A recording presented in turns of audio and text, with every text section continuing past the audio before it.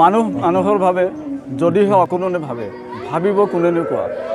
আজি বিশ্ববৰেণ্য শিল্পী ভাৰত ৰত্ন মানৱ দৰদী প্ৰয়াত ডক্টৰ ভূপেন হাজৰিকাদেৱৰ ১১তম মৃত্যুবাৰ্ষিকী আৰু এই মৃত্যুবাৰ্ষিকী উপলক্ষে দেশী জনগোষ্ঠীয় যুৱ ছাত্ৰ মঞ্চৰ ফালৰ পৰা জলেশ্বৰ সমষ্টিৰ যি গোসাঁইডুবি আছে এই গোসাঁইডুবিত তেওঁলোকে ব্যতিক্ৰমী কাৰ্যসূচী হাতত লৈছে।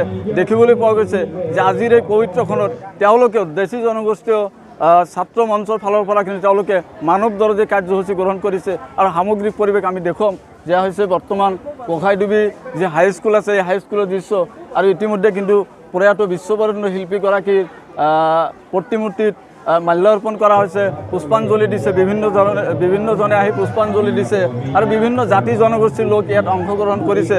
আৰু পোনে পোনে মই মোৰ সতীৰ্থক সেই দৃশ্যটো এবাৰ দেখুৱাবলৈ অনুৰোধ জনাম যে কণ ছাত্ৰ ছাত্ৰীসকলৰ লগতে কিন্তু সৰ্বশ্ৰেণীৰ ৰাইজ আহি অংশগ্ৰহণ কৰিছে আৰু প্ৰত্যেকজন নাগৰিকে প্ৰতিগৰাকী ছাত্ৰ ছাত্ৰীয়ে কিন্তু এই বিশ্ববৰেণ্য শিল্পীগৰাকীক কিন্তু আজিৰ দিনত কিন্তু শ্ৰদ্ধাৰে সোঁৱৰিছে।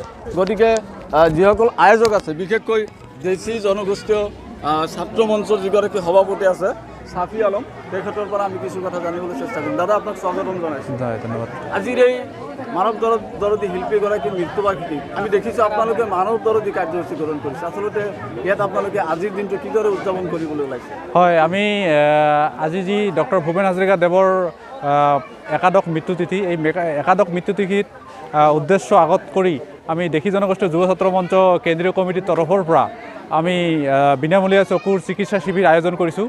আৰু আমাৰ উদ্দেশ্য হ'ল যে ডক্টৰ ভূপেন হাজৰিকাদেৱে তেখেতে যি মানুহৰ কাৰণে কাম কৰিলে গোটেই জীৱনে আৰু এই তেখেতৰ মহান উদ্দেশ্য আগত কৰি আমি তেখেতৰ এই মহান সত্তাক আমি আগত ৰাখি দেশী জনগোষ্ঠীয় যুৱ ছাত্ৰ মঞ্চৰ ফালৰ পৰা আমি এই কাৰ্যসূচী আজি প্ৰথম আৰম্ভ কৰিছোঁ গোৱালপাৰা জিলাৰ লক্ষীপুৰ ৰাজহ চক্ৰৰ অন্তৰ্গত গোসাঁইডুবি উচ্চতৰ মাধ্যমিক বিদ্যালয়ত। আৰু আমাৰ সংগঠনৰ 10খন জিলাত আমাৰ জিলা সমিতি আছে। আমাৰ উদ্দেশ্য হ'ল যে আগন্তুক দিনত আমি এই 10খন জিলাতে আমি এই কাৰ্যসূচী আমি লৈ যোৱাৰ কাৰণে চেষ্টা কৰিম।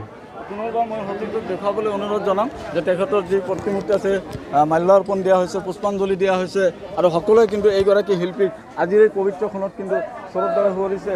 আন এগৰাকী আয়োজক সমিতিৰ লোক আছে, তেখেতৰ পৰা আমি কিছু কথা জানিম। দাদা, আজি যিহেতু মানৱ দৰদী বিশ্ববৰেণ্য শিল্পী প্ৰয়াত ভাৰত ৰত্ন ডক্টৰ ভূপেন হাজৰিকাদেৱৰ মৃত্যুবাৰ্ষিকী আৰু এই মৃত্যুবাৰ্ষিকীক দেখিছোঁ আপোনালোকে মানৱ দৰদী কাৰ্যসূচী গ্ৰহণ কৰিছে। গতিকে আজিৰ এই পবিত্ৰখনত কি অসমবাসীক কি শুভেচ্ছা জনাব, কি বাৰ্তা দিব?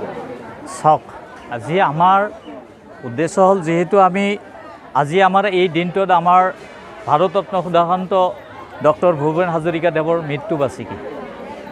তেখেতৰ অসমীয়া সত্তাৰ প্ৰতি এটা অনুদান আছে। গোটেই অসমবাসীৰ কাৰণে তেওঁ এটা জাতীয় সত্তা আৰু এই সত্তা থকা ব্যক্তিগৰাকী আমাৰ মাজত ইতিমধ্যে নাই। আজি তেখেতৰ মৃত্যুবাৰ্ষিকী। এই মৃত্যুবাৰ্ষিকীত আমি যিহেতু তেওঁ জাতীয় ছাত্ৰৰ হকে তেওঁ কাম কৰি গৈছে, তেখেতৰ এই সত্তাক পুনৰুজ্জীৱিত কৰাৰ কাৰণে আমি আজি গোসাঁইডুবি হাইস্কুল খেলপথাৰত আমি এই বিনামূলীয়া চকু চিকিৎসা শিবিৰৰ ব্যৱস্থা কৰিছোঁ। গতিকে ইয়াৰ দ্বাৰা আমি গোটেই সমগ্ৰ অসমবাসীক আমি এটা মেছেজ দিব বিচাৰিছোঁ যে আমাৰ যিসকল ক্ৰিয়েটিভ মুডৰ আমাৰ যিসকল ব্যক্তি আছে, বৰেণ্য ব্যক্তি আছে, তেখেতসকলৰ আদৰ্শক অনুপ্ৰাণিত হৈ আমাৰ অসমবাসী ৰাইজেই আমাৰ অসমৰ জাতীয় সত্তাক বজাই ৰাখি তেওঁলোকে জীয়াই থাকক। এনেকুৱা ধৰণৰ জাতীয় সত্তাক যোনে জলাঞ্জলি দিব বিচাৰিব তেতিয়া তেওঁৰ লগত আমাৰ কোনো প্ৰকাৰ আপোচ নাথাকিব।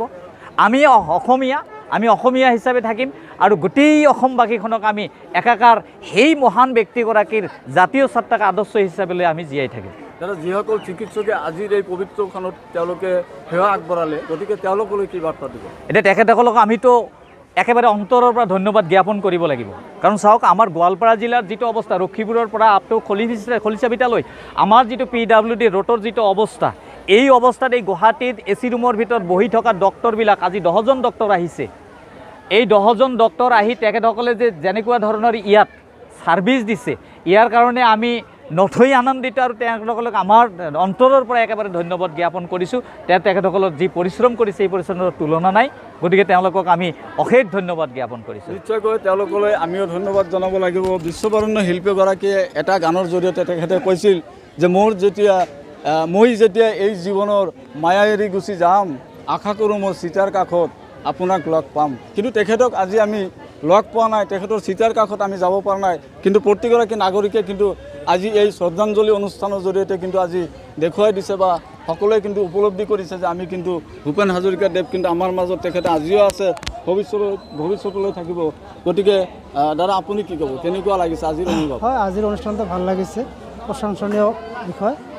আজি ডক্টৰ ভূপেন হাজৰিকাদেৱ আমাৰ মাজত নাই, যদি আমাৰ মাজত নাই আমাৰ অন্তৰখন এতিয়া ভাঙি যায়, কিন্তু তেখেতৰ চিতাৰ কাষত আমি যাব পৰা নাই যদিও আমি তেখেতক অনুসৰণ কৰি তেখেতৰ চিতাৰ কাষত অলপ মাল্য অৰ্পণ কৰি মনত শান্তি অৰ্পণ কৰিছোঁ।